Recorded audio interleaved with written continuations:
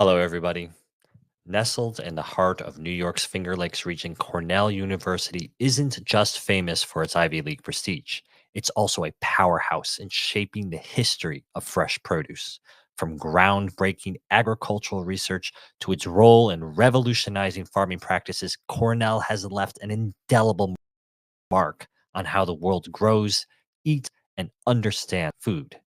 Today, we're diving deep into the legacy of Cornell University, but we won't be doing it alone. Joining us is Corey Earle, a historian and expert on all things Cornell. Together, we'll explore how this institution transformed the world of agriculture and fresh produce. Enjoy.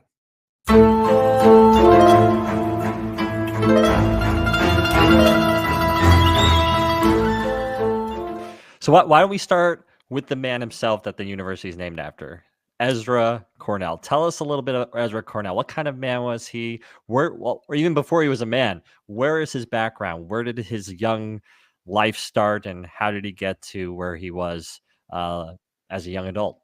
Yeah, I think Ezra's story is one of the most inspiring parts of Cornell's history. He's born in 1807 in the area that's today the Bronx, but he moves upstate at a pretty young age to DeRidder, New York, so about an hour away from Ithaca, and a relatively poor family. Father was a potter and a farmer, agrarian family, and he's someone who, from an early age, you can see he valued education.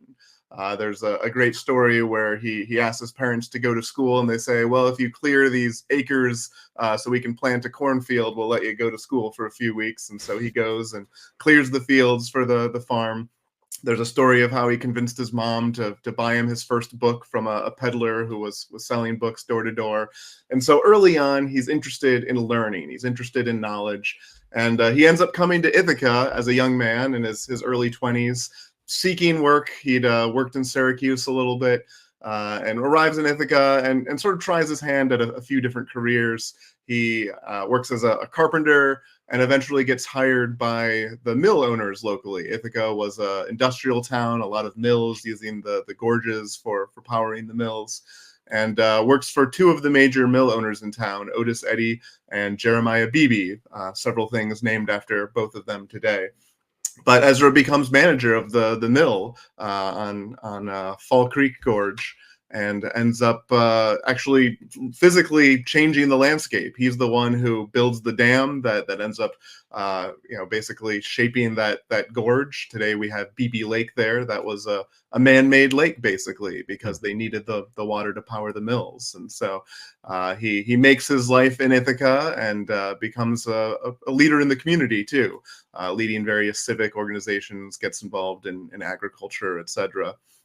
And then the long story short is he ends up getting involved in this new technology, basically the internet of the 19th century. He ends up being hired by a man named Samuel Morse to help with the telegraph. Morse has just invented the telegraph. Ezra's in the right place at the right time and gets asked to design a plow that would lay telegraph cable underground. Ezra at the time was selling plow patents in Maine and Georgia and traveling between the two states, but gets hired by Morse and basically plays a role in every level of the early telegraph industry. He goes and gets investors.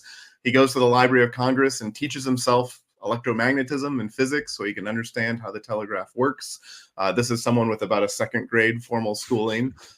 He designs glass insulators for telegraph poles. And he's the one who builds the first telegraph lines in the Northeast, connecting the major cities. He builds that first line where the first telegraph message is sent between Baltimore and Washington.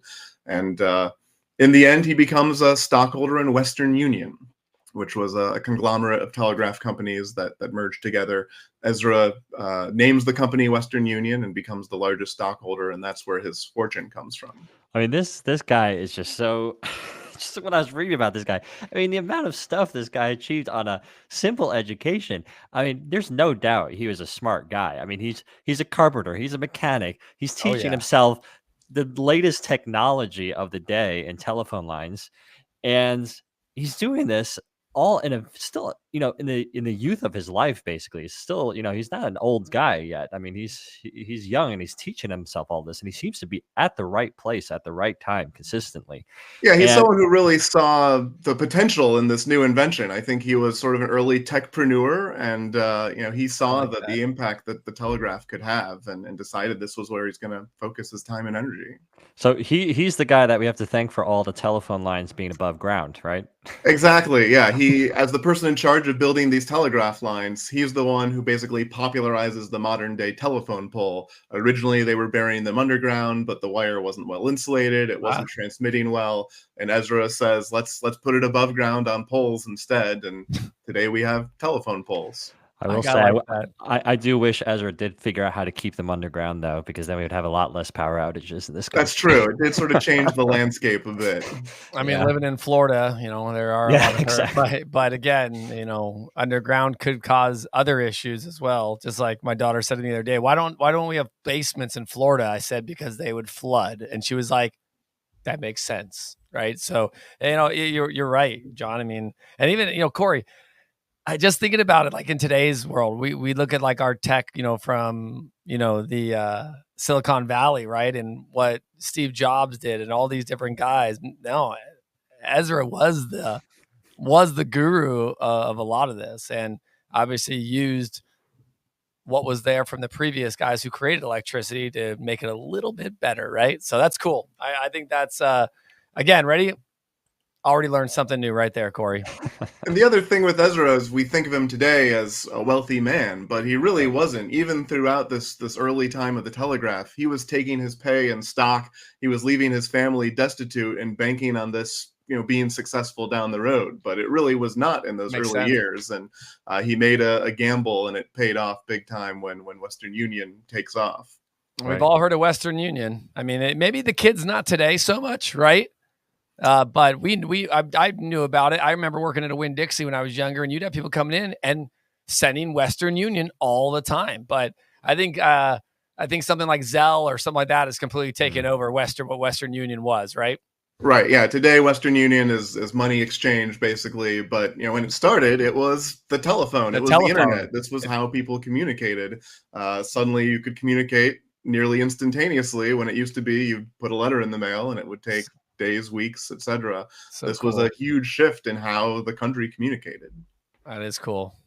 So as Ezra then also becomes involved in government, which is like kind of the next step in his career, his very impressive career. He becomes part of the New York Senate, right? And that's where he meets his soon-to-be partner in crime for his next project.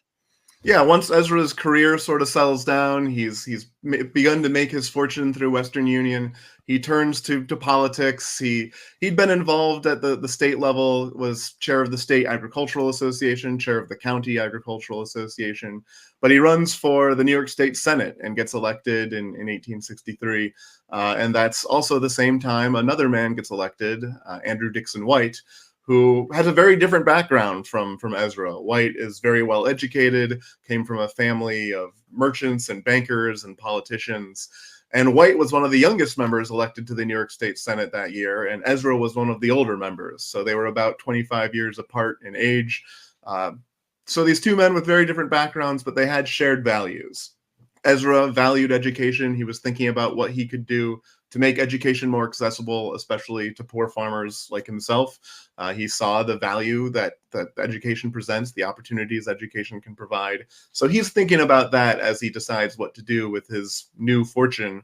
And then Andrew Dixon White comes on the scene, and White is someone who had gone to Yale University and then traveled throughout Europe experimenting with other universities. He attended some universities in Germany and England and France, just visiting, checking out how education was done there. He comes back to the United States with this vision for changing higher education. He wants to change how higher education is done in the United States. He has a vision for making it more accessible. He wanted higher education to be open to women, to be open to students of color. And so he actually writes up a plan in 1862, before he meets Ezra Cornell, for what White considered a truly great university, was his description. And so he arrives in the Senate with these ideas in his head about changing higher ed. And he ends up finding a kindred spirit in some ways with Ezra Cornell. Yeah, it is an interesting relationship that those two get, and like you say, I mean, White is coming from a completely different background, but with this passion to revamp or just change how education is in the United States. But Andrew, for those that are not familiar with mid 19th century U.S. education, why don't you give us a little bit of a pen portrait of what a university in the United States looked like during this period and what those requirements looked like to even get into these universities?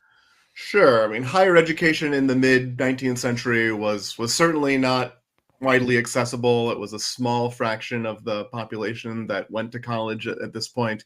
It was predominantly for wealthy white Protestant men, so it was not particularly accessible to the average person in that way as well. Some women's colleges beginning to form in the mid-century, but uh, very few coeducational institutions at this point. And it really was for the wealthy, the elite. You've got these colonial universities founded in the Northeast that are pretty small universities that, for the most part, are training people to go into the clergy. There's a heavy religious influence in the early years of higher ed in the United States. And so there's a movement going on in the mid 19th century, right around this time, to make education more accessible, particularly to make it more practical, a focus on agriculture, on engineering, education for the working class. And so White and Cornell meet at just the right time during this movement to change what higher education looked like and to make it more useful and accessible. I like that. I mean, I think that, in today's world, a lot of people now, what do we do, Corey? We do master classes, we do executive leadership programs, right? To keep producing the education. And I love that, man. I think that even back then, it's like, I say back then, because this was a long time ago, right? This wasn't 1990, everyone. This was a long time ago, right? But what triggers White and Cornell, though, to set up the university? Like, how did they get to this point where they were like, this university is going to come to existence? Yes, they had the need for higher education. Yes, they wanted to show more of this, I say, that world, that industry, food, manufacturing, like everything, right? They knew there was more to come. So, I mean, how did this all come into existence? And what was that vision of the school? It was sort of the perfect confluence of events. You've got Ezra, who has just made a fortune and is trying to figure out what to do with it and cares about education. You've got White, who has all this experience with higher education and has started crafting a vision for what he thinks a perfect university would look like. And then in 1862, you have the Morrill Land-Grant Act passed. And that's this piece of federal education legislation that was intended to make education more accessible for the working class, for the industrial classes, is what the act said. And the idea was that the federal government would support each state in the United States in the teaching of agriculture and mechanic arts or engineering. And the hope was that this would make education more useful for the United States. And it's called a Land-Grant Act because the federal government granted land to each state, and you could use that land to generate revenue, sell the land to generate revenue, and then that was the money used to support each college. And that's because the federal government didn't have any money to give. It was 1862. It was fighting the American Civil War at the time. So A lot going on. was not flush with cash at the time. And so they give this land instead. In the federal government's mind, it had all of this unclaimed public land, is what they called it. And it was mostly land in the Midwest as the country was developing westward. The complicated aspect of the Land-Grant Act is sort of this legacy of indigenous dispossession, where most of this land had been dispossessed from indigenous communities through genocide, violence, unfair treaties in the previous several decades by the federal government. And so there is this complicated legacy today that land-grant institutions are reckoning with, what is their obligation, given that they're beneficiaries of indigenous dispossession. Wow. Let me ask you an off mark question. So obviously with tuition and college today, I mean, we say it's expensive, but I think it's relative to the time. Was college free back then? Were these like higher education learnings? Were they welcoming people, or was there some type of small application or submission fee to become at the university? I mean, because we're talking 1862 here. right? Compared to where we are today, what was that cost if there was some, right? There was a cost for education. Tuition was a little less than it is today, and so a little different. When Cornell opens, for instance, I think the tuition was about $30 that first year, okay. and Cornell Okay. opens in 1868, and so it's gone up a little bit. A smidge, little smidge, but again, relevant to today, relevant to what's being paid out there and things like that. And heck, I mean, we're in ag. We've been in the farming world, and I've been part of the grower, packer, shipper world. I've been a part of the import export world, and I've been a part of corporations that just bring in ag or sell ag. But what role did agricultural play in the university's founding, though, Corey? Because I believe that it's got to be somewhat of a mark, especially back in the days of 1862. What did they do all day? They farmed a lot. So Right. I'd love to know more about that. Well, agriculture was the main industry in the United States, and so that was the idea behind this Land-Grant Act. We need to apply science to agriculture. We need to provide some practical training and education in this realm. And so when the Land-Grant Act is passed and New York State has to figure out what to do with this land to support education, Ezra Cornell happens to be chairing the Committee on Agriculture for the state government, for the legislature. And White, his colleague in the Senate, happens to be chairing the Committee on Literature or Education. And so this act brings the two together. This was about education. This was about agriculture. And suddenly Ezra and Andrew Dixon White connect and realize they have these shared values. And so it's out of that connection at the time of the Land-Grant Act that they realized, well, we can create a new university instead of providing this land-grant revenue to an existing college. Let's start fresh. Let's do something different. And Ezra says, well, I've got about $500,000 that I don't need. How about I give $500,000 to make this happen? And you know what? I'll donate my farm too. And so Ezra gives his farm in Ithaca, New York, gives $500,000, and they get the support from the Land-Grant Act. Wow. And create Cornell University as New York's land-grant institution. Now, John, you and I both have been, I mean, I didn't do ag in college. Yeah. I did entrepreneurship. I started off in ag, and I kind of realized, I was like, man, I've already learned at this working in the packing house, right? And certain things. John, you've been through probably some ag courses, right? You've done that through your career.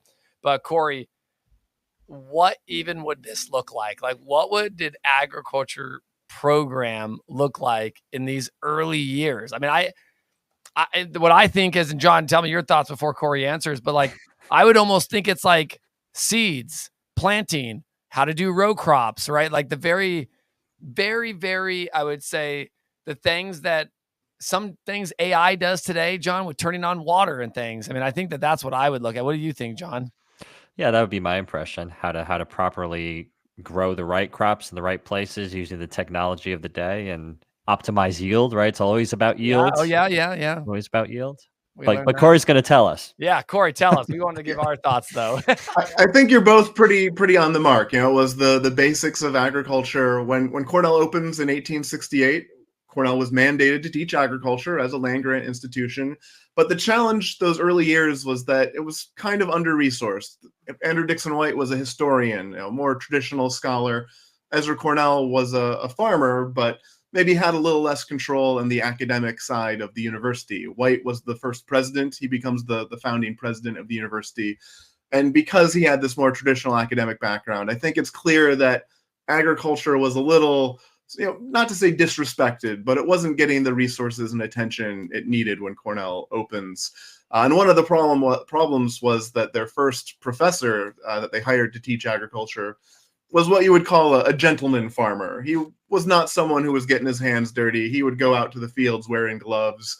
My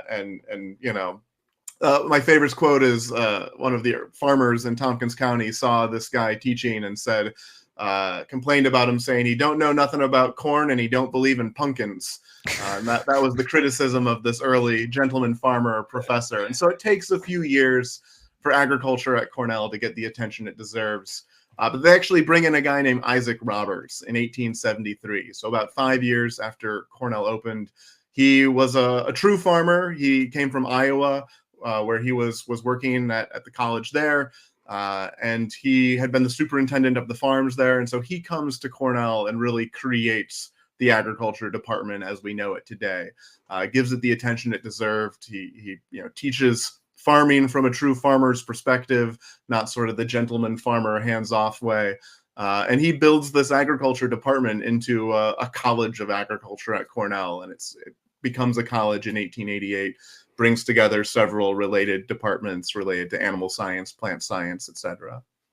Yeah, it's pretty funny. You go from a guy that literally doesn't want to get his hands dirty with the first professor, then a guy that's actually willing to get his hands dirty and be a farmer. And Illinois, I think, was also a land grant college, right? If I'm not mistaken, where the professor was coming from. He was coming from Iowa, but I think he was coming from Iowa State. I think Okay. Iowa State's the land grant institution. I think so. Of the state.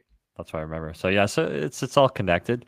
Yeah. But one thing that was also interesting at the same time that the college, the Department of Agriculture, which becomes a college in 1888. Prior to that, you have the Hatch Act of 1887, and that does something very interesting. Also, that helps elevate or promote agriculture to another level as well. So why don't you tell us a little bit about that impact? Because that obviously has a story of its own that has a through line through Cornell up until today. Right. So the Morrill Act in 1862 was about teaching agriculture, but it wasn't about research. And so as research becomes more part of what these colleges are doing, the Hatch Act was another federal act that was intended to expand federal support for the research aspect at these institutions. And so specifically, this was to create experiment stations, agricultural experiment stations affiliated with the colleges in many cases, but supported by the federal government. Cornell had actually already established an agricultural experiment station back in 1879 without any federal support. But now this Hatch Act is passed. New York State actually decides to establish its own agricultural experiment station back in 1880. So there's two different ag experiment stations before the act even passes. The New York State one is in Geneva, the Cornell one in Ithaca. And that Geneva station was independent from Cornell until 1923. That was getting the Hatch Act funds for the state of New York, and then it eventually becomes part of Cornell to really lead that research element in agriculture. Yeah, we're going to talk more about that probably in the second part about these experiment stations, because these have a big role, especially in produce, and we'll touch on that after we come back from break. But before we go to break, one guy I think we would be remiss not to mention as part of the core group that establishes the agriculture school is Liberty. It's a great name, obviously, first name, Liberty Hyde Bailey. Why don't you tell us a little bit about Liberty? Because he has an interesting story and an interesting impact as well on the ag school for Cornell. Yeah, Liberty Hyde Bailey is this towering figure in the college's history. He gets hired by Isaac Roberts, in part with funds from the Hatch Act, and Bailey was brought in as a professor of practical and experimental horticulture. And he ends up being a sort of father of multiple fields. He's considered the father of horticulture, the father of nature study, father of extension programs, rural sociology, all sorts of things. He coined the word cultivar, really an incredibly influential figure. And he's the one who really takes over from Roberts to build up this College of Agriculture. He becomes the dean of the College of Agriculture in 1903, succeeding Isaac Roberts. And Bailey had this vision for the school that it was a school of public service. It was not a professional school. We need to think of agriculture as a public service. And he really worked hard to lobby the state of New York to do more to support Cornell's College of Agriculture. That was something that Roberts had begun, had been unsuccessful, and Bailey comes in and really makes that his main goal. And in 1904, he succeeds in convincing the state of New York to begin supporting Cornell. And at that point, the College of Agriculture becomes the New York State College of Agriculture. Cornell had worked out this unique relationship where the college is still part of a private university, but it does receive this public support. It's this unique private-public partnership with the state. And that's still the case today with Cornell's College of Agriculture and Life Sciences. So Bailey really builds the college into what it is today, gets that state support, and then really expands the extension programming, this idea of extending knowledge beyond the campus, serving the people of New York State. Yeah, there's a great quote from him that I have here where he says, "This college was not established to serve or to magnify Cornell University. It belongs to the people of the state. The farmers of the state have secured it. Their influence has placed it here. If there's any man standing on the land, unattached, uncontrolled, who feels that he has disadvantages and a problem, this College of Agriculture stands for that man." So, like you just described, Corey, I mean, that's liberty in a nutshell, like what you just described. He's looking out for the common man, giving back through this institution to help educate, help promote agriculture on the state level. And what we're going to come back in part two, or not part two, but after the break, is how that reach expands globally. So let's take a break here. When we come back, we're going to see where Cornell heads next.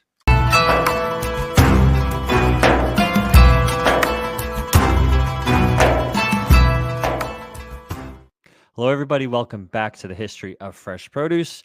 We have just left off learning about Liberty Bailey, the big man of the Department of Agriculture at Cornell University. We still have alongside Patrick and I, Corey with Cornell University, who's guiding us on this journey of Cornell's history.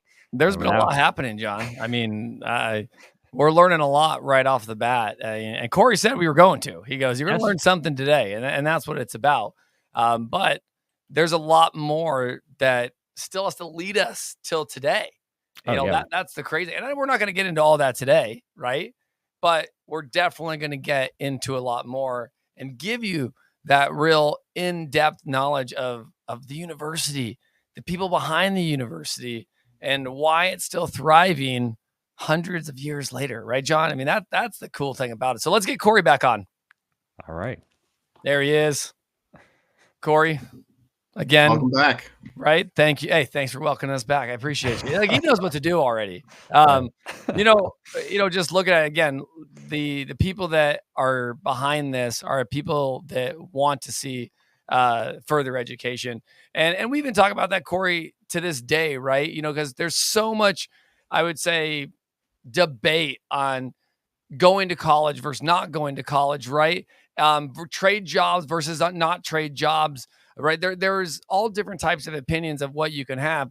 But I always say this, when you look at education as a whole, the people that are involved in education that, go above and beyond, get master's degrees, get PhDs, those are the ones that not just want to say, I got a PhD, they want to further education more. They want to learn more. They want to develop more resources and research because they're that passionate about it. And that's how I look at it, is that it's more of a passion to learn than it is for anything else. I mean, like I said, I've got a master's degree and I loved every bit of it, Corey. I enjoyed every bit of it. And if someone was to ever ask me, "Hey, can I see your master's degree?" I was like, "Yeah, I got it in the closet somewhere. I could pull that out for you." Right. But at the end of the day, I love the fact of learning and just going to the next level. I don't know if you ever remember this, but there was a show. I don't know, see if you guys ever watched the show when I was younger. It was Smallville. It was that Superman show. But I remember Lex Luthor all the time would always be able to pull out like history facts. Like he'd be like, the ancient Egyptians, and I'd be like, how did he do that? Like, right. But it does entitle learning, reading, and knowing these types of things, and then comparing them to real life scenarios. Right. So I love the fact of just higher education overall. Corey, I love it. I think Ezra Cornell is such a good example of someone who believed in lifelong learning. He didn't have an opportunity to get a college degree, but really continued to learn and teach himself. And you see that as this thread throughout his life. Absolutely. Oh, yeah. So so where we left off before break is, like you're describing, Corey, this man, Liberty Bailey, who's really getting Cornell out there to be a force of advancing not only education, but agriculture on a state level, innovating.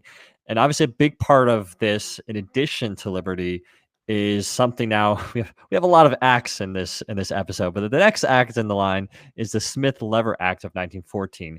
And with that comes this extension called the Cornell Cooperative Extension. Could tell us a little bit more about this, because this really has a lasting impact to today, even on New York State and agriculture and then beyond. Yeah, a lot of people don't realize that Cornell has an extension office in every county of New York, every borough in New York City. And this came out of Bailey's mission of solving the problems of farmers in the state. How can Cornell provide the tools and knowledge to help agriculture succeed, help farmers succeed? And so back in 1911, that's when the first county agricultural agent is appointed, a Cornell graduate named John Barron. He gets hired by Broome County to be this county agricultural agent, to work with farmers, to help provide them the knowledge and tools they need. And this evolves into a county farm bureau.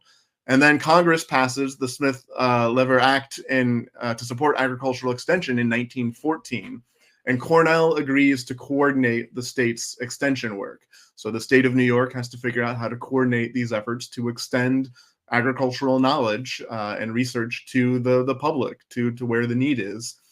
Cornell agrees to coordinate it, and this grows into this program called Cornell Cooperative Extension. Barron gets hired by Cornell as an extension professor, joining the faculty with the goal of teaching people beyond the campus. It's teaching the extension agents includes publishing bulletins, giving lectures around the state, giving demonstrations, and just teaching people about the most up-to-date, cutting-edge agricultural research. Again, it just goes to show that just the huge reach that this university has beyond its borders in Ithaca. It's really getting into the community, trying to educate any citizen that's willing and wanting to get more, and especially within the agriculture space. But it doesn't end there, does it, Corey? They also, as the years go by, in the 1920s now, they go international, and they do this through a partnership with a university in China. And of course, for those history experts listening in on this episode, they know that the period in the 1920s in China is a very tumultuous time. There's a lot happening. There's famines, there's wars. Obviously, World War I has just come to an end, and there's ramifications for China there.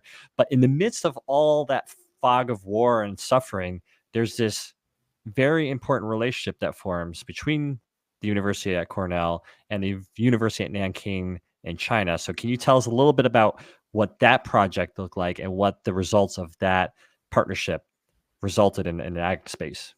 Well, one of the things that was unique about Cornell from the start was that it was really founded to be a global university. We think of it as the New York State land-grant institution, but when Cornell opens in 1868, there were international students, there were international faculty. Andrew Dixon White was an international diplomat. He was the ambassador to Russia and Germany. Cornell's third president was the ambassador to China and Germany. And so you have this global mindset from the start with Cornell. And so in the 1920s, there's this program, which really is the first major international program by the university. And it's in response to some of that, the famine going on in China, the need to improve crops and feed the people of China. And it's really a fascinating model for educational exchange and outreach, as well as a model for collaboration between governments and universities. It becomes a model for other institutions, other countries. And so from about 1924 to 1931, Cornell works with the University of Nanking in China to improve varieties of rice, wheat, barley, soybeans, and various other grains and plants to increase their yields and better feed the people. The program ends up training a generation of Chinese scientists. It builds academic bridges between the two nations, brings a lot of Chinese scientists to the US and a lot of US scientists to China. And it also encouraged the Chinese government to begin supporting agricultural research, to really invest in this as something that will improve the quality of life for people in China. So it has a lot of big impacts long term and ends up leading to other collaborations that were similar. That's amazing. It really is an amazing story. And, famines were a big deal. I mean, to give people perspective on what that looked like for China. I mean, back, like I said, in the 1920s, I think just before this program got off the ground in 1924, I believe, in the 1920-21, there was a huge famine in northern China, and that killed, I think, over 30 million people. So this was an important program for the Chinese people. And of course, so was this really the first kind of example of two universities working internationally together? Was this kind of the starting Like the ground first for it? abroad Yeah. programs. It's certainly one of the first. Firsts are always dangerous, but it's one that really is cited as a model for other universities and future programs. And certainly in Cornell's history, it's the first major international academic collaboration. Yeah, Well, that's nice. and even in today's age, the Chinese culture is so interested in Western civilization, right? We know that. I mean, as and again, I get to say another fun fact. So I did an abroad program, and I went and studied in China, Corey, and first of all, the culture shock, takes over a little bit, but even to learn from them, their culture, their economy, living over there, in dorms, understanding when to go grocery shopping, understanding, but in today's world, pedestrians don't have the right of way in Hong Kong versus in America, pedestrians have the right of way. But there's over, a billion people in Hong Kong. They need to watch where they go because there's less cars than there are people, right? So it is. I think it's crazy because even everything just translate in today's world, right? From what happened from the first international abroad program. And again, what was the goal, right, Corey? Was education, Right. was learning and growing together, right? I mean, that's what I get out of it. Well, I think that's a good point, Patrick, Patrick, because it wasn't just the Cornell University sending over people to teach and They were to bringing them yank here, them too. over the heads to say, like, this is how Yeah. you're. But that Cornell brought back, from what I remember reading as well, they brought back some wheat varieties in China that they tested in New York that ended up actually growing successfully in New York and was around for a period of time as being a superior wheat variety for farmers in New York. So it was a two-way street. They Yeah. were learning from each other. Right. It wasn't just about Cornell coming in and doing this in China, but it was truly about the collaboration and the scientists from both countries coming together and making an impact and improving these plant breeds. Yeah, and what's great about that is that since the founding of Cornell, right? They not you, Corey. I was going to say you, but they have been experimenting. Corey's been here since 1862. Everyone, experimenting with plant breeding too. So tell us a little bit more about these breeding programs and their impacts on not only New York's ag, but the world as a whole. Because, I mean, listen, apple breeding, berry breeding, grape programs. I mean, some of the most well-known, successful varieties, right, have come out of here. So let's hear a little bit about that because I think our listeners would love it. Yeah, Cornell has had an enormous impact on the food we eat. I mean, we talked about the work on grains in China, but apples are a great example in New York State. I think the last estimate I saw was that there are 70 million apple trees around the world that were planted on Cornell-developed rootstocks. That's a lot of apple trees. For context, I think there are around 12 million apple trees in New York State, so 70 million using a rootstock developed at Cornell. And then some of the most popular apple varieties were developed by Cornell plant breeders. The Empire apple, Cortland, Jonagold, more recently the Snapdragon. So a lot of the apple varieties you see in the grocery store developed by Cornell. A lot of them at Cornell Agritech, which is that agricultural experiment station that was founded and later affiliated with Cornell, today known as Cornell Agritech in Geneva, New York. Yeah, so it's so yeah, like I said, we come back to that Geneva orchard because that experimentation center is really an important site for a lot of these breeding programs that are taking place, right? I mean, this is the hub of a lot of this innovation and future varieties are being developed. Right, not just apples, but Cornell's played a big role with grapes. Concord grapes in New York, improving shelf life, improving taste, improving nutrition. Cornell's done a lot of work with potatoes. Generations of Cornell plant breeders have improved potatoes, storage, taste, shelf life, issues around that. Resistance to disease is a big one. Cornell has really had a big impact on potato disease resistance. So across a lot of different types of produce, Cornell has really had an impact on the food we eat. Kind of brings us back, John, to the botanical gardens that we visited and how, they would, kind of tinker around with it, right? I mean, some of these botanical gardens were, again, back in the 1800s and trying to figure out what grapes were best. Or, when they accidentally got that wine grape, right? They were like, whoa, I don't know if this is bad, but it's making me feel good. So we're going to keep going with that. Right. So, right, John, I mean, we've got to experience some of that and watching people that are invested in that farming and ag community develop and breed new varieties. And everybody, and John, we got to make this as a point too, because, I was out, not out in the field, but out in just regular life. And you see people in the stores that, Corey, you might see this, that you see something on the shelf. I actually heard the other day a parent tell a kid not to pick that up because they thought it was a GMO, right? Or they thought it was something that, oh no, they make those things. And you're like, no, breeding, crossbreeding is not GMOs, right? GMOs are also okay as long as you're not adding chemicals or things into it, right? You might extract a part of the DNA or do something with it, but the breeding is so different compared to what people actually think it is, right, John? And we've experienced that too. Yeah, I mean, humans have been breeding plants for millennia. I mean, that's nothing new. I mean, that's we as a species, we've been constantly trying to perfect what we feel is the best tasting, the best, what we like, our preferences. And obviously in an institution like Cornell, they have the resources and the personnel to really just focus on doing that full time to develop varieties like Corey, like you described, that I didn't know the Snapdragon. That was cool. Yeah, like realize shelf life, flavor, disease resistance, whatever it might be. Obviously, there's a laundry list of objectives depending on the region you are in. But it is amazing just the sheer amount of varieties that have been born out of Cornell that we I don't think people knew that though, John. I think that, I think that'd be fun in itself, Corey, for us to do the research and come out with the history of Cornell's, the varieties that you eat every day, right? Because I think there's probably a lot of people that don't realize that they might be selling a Snapdragon and not even know where it came from, or that Concord grape.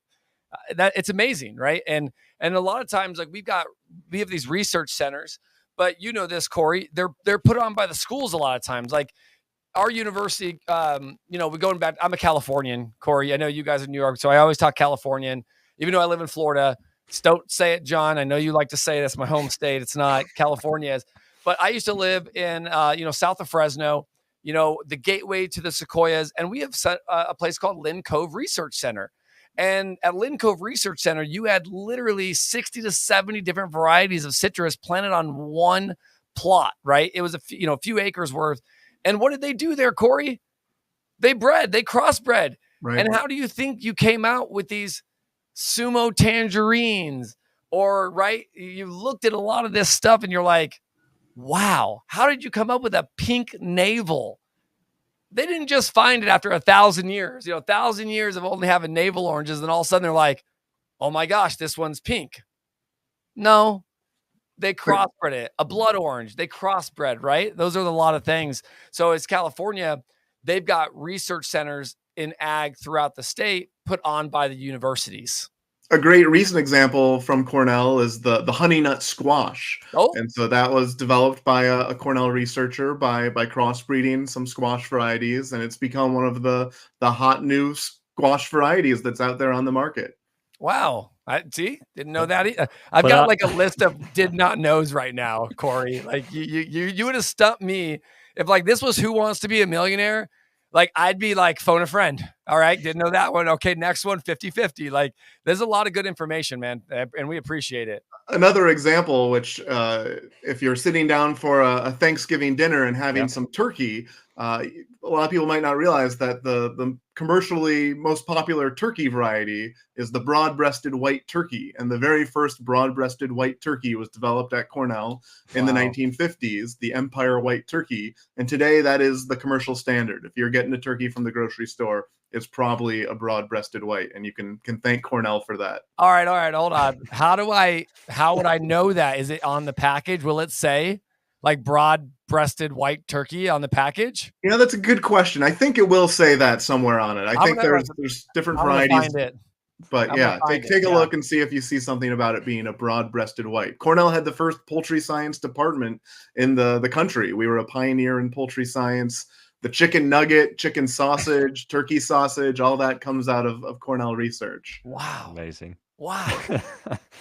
See, Well, John, I think that brings us into the next and probably the touch up question here, right? Yeah. Which Yeah. is, what's the future look like, John? Right? Like, what does the future look like for Cornell? I mean, that's obviously the first question in hand. And how will the school continue to shape the ag industry of tomorrow? Well, I think Cornell's most important strength is its ability to evolve and be agile and change to adapt to whatever the needs of today are. And a great example is the college rebranding in 1971 to become the College of Agriculture and Life Sciences instead of just College of Agriculture. And so we've seen as the agriculture industry has evolved and developed, Cornell has also evolved to serve whatever the needs of today are. We're fortunate right now to have the wonderful leadership of Dean Ben Holton, who I think really has a great vision for the college. And right now we're seeing a big focus on the environment and sustainability. How do we adapt to a changing climate? How can we ensure that we continue feeding the world in a sustainable, regenerative, and equitable way?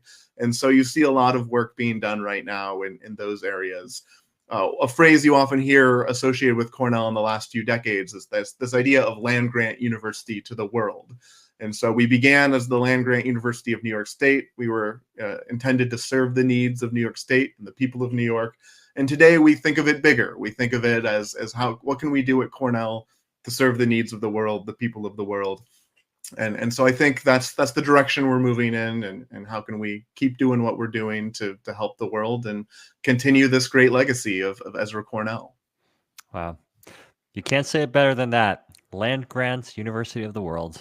That's pretty cool. It's so look, obviously we got to keep all our eyes on what Cornell is doing, because that definitely, they've been a leader in the ag space for decades and decades now. And so if you want to know what the next hot variety is going to be, or turkey in this in other cases, Cornell is a place where a lot of this is happening. So Corey, it's been truly an amazing walk through the history of this university. Like I told you at the beginning, before we went on air here, I've definitely gained a deeper appreciation of the university after learning this story, and obviously from learning from you here just now as well. So thank you so much again for taking the time to tell us that story. Thank you obviously to Cornell University for being a sponsor and a partner of ours for the history of fresh produce. And of course, we'll leave all our show notes, information about Corey, the university, if you want to learn more, get involved in Cornell University with all these amazing programs. Again, the IFPA program in March at Cornell University. So I think that's all I have. Yeah, Corey, thank you so much. We appreciate you and Cornell for just leading the world of higher education and, developing the ag community. So we thank you for that. Thank you both. It's been a real pleasure. All right, we'll kick you right back and then we'll close this episode out. John. Yeah.